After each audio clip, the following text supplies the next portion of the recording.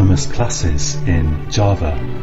So anonymous classes are basically a way of either extending an existing class or implementing an interface in such a way that you can just do it kind of one time as a one-shot thing, which is often quite useful. So let's take a look at a couple of examples here, and I'm going to create a class here to act as a parent class, and I'll call it machine, and let's give that a method, public void start, and I'll just put sys out in there, and let's say starting machine. So just a really simple class with one method. Now to create a new object from that class, of course I say machine one, let's say, and this bit is just a variable declaration, so it's not actually creating a object, and I point this reference variable here at an object, a new object, by saying equals new machine. And so here we've got an actual object, an actual instance of this class, a sort of an actual thing that's been created from this blueprint, which among other things contains this method.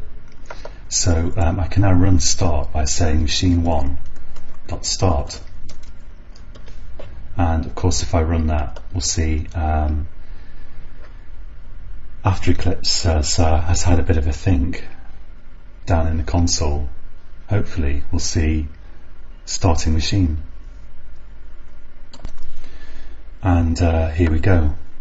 Now the way an anonymous class works is, let's say I want to override this start method in machine. Of course the normal way to do it is you create a class, let's say camera, and you say that it extends machine, and you implement the start method in there, overriding the one in the parent class. But I can also open a curly parenthesis here and put the closing one down there. This looks a bit surprising if you haven't seen it before, and in this space here I can actually override methods.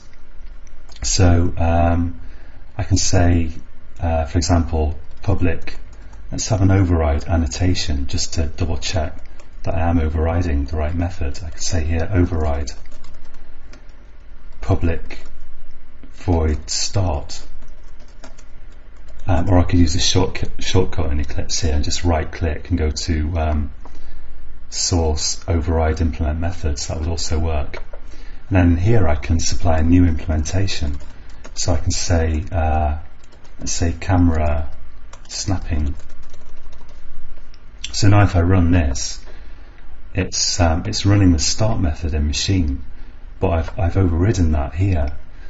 And if you look at this object, the one that I'm creating by doing new here, you could ask, like, well, what is the class of that object? It's not machine.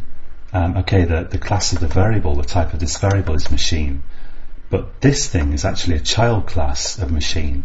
It's not machine itself because it doesn't have the machine implementation of this start method. It has an overridden implementation as though you'd done extends on the class. So actually the type of this object is some child class of machine that doesn't actually have a name, and that's why it's called an anonymous class. And with anonymous classes, there's no way that you can create a new object from this class here, but it's good as a one-shot thing. If you just want one example of some class that's a little bit different to an existing class, you can use an anonymous class syntax like this. Let's just take a look at one more example here. Let's supposing I have an interface. Let's say interface, what should we have? Interface plant, let's say. And let's say that the plant interface, I could give it lots of methods, but I'll just give it one as an example. So I'll give it a public void grow. And yeah, 'cause it's an interface, of course. We don't have any code, so there's no curly parentheses. We just have a semicolon there. Now to implement this interface, I could create a class and say that it implements plant, and then I'd be forced to add a method to that class. with this header. But another way of doing this is to use, again, an anonymous class syntax. So I could say here plant1 equals new plant. Now this isn't going to work in itself. It's going to give me an error saying cannot instantiate the type plant. Instantiate means create an object from the class or the interface, and you can't instantiate interfaces because there's no code there to actually put into an object.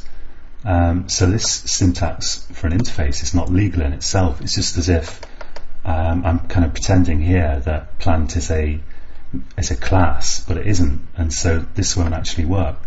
But again, what I can do is open a curly parenthesis and put the closing one in there, followed by a semicolon at the end. And now in here, actually the quickest way to do this is to click on this error and add unimplemented methods here. And now I can implement the grow method of plant right here with this anonymous class syntax. I don't need this override annotation. In fact, here it seems strange that we say override to implement the method in an interface. It is a sort of override, I suppose. But anyway, leaving that aside, let's get rid of at least the blank lines. And this override annotation is not necessary. I could delete it. And let's put in here sysout plant growing. And now I can declare a variable of this type, the type of the interface. Well, actually I already have done here. And then I can say plant1.grow like that. So I can call the method of this anonymous class which actually implements this interface. I need to say grow there. And once again, if I just run that now, save it and run it, then it's going to say plant growing. So that's it for this tutorial, and in the future we're going to look at some more examples of this, because often what you do is you declare an anonymous class while you actually pass it to a method at the same time, and that's often used for the kind of listener event pattern, which is, I notice, is tremendously confusing and difficult for beginners in Java, just because there are several different concepts all in one kind of just in a few lines. And this is one of the concepts that you'll need to understand how event kind of listeners in GUI programming are often implemented. And even if you're not doing any GUI, that's graphical user interface programming, you can do all sorts of things with this technique, which I'll go on to show you in future tutorials. Thanks again for all the fantastic comments that people have left on YouTube and on caveofprogramming.com. It really makes it worthwhile creating these videos, so many thanks. And this code is going to be on caveofprogramming.com.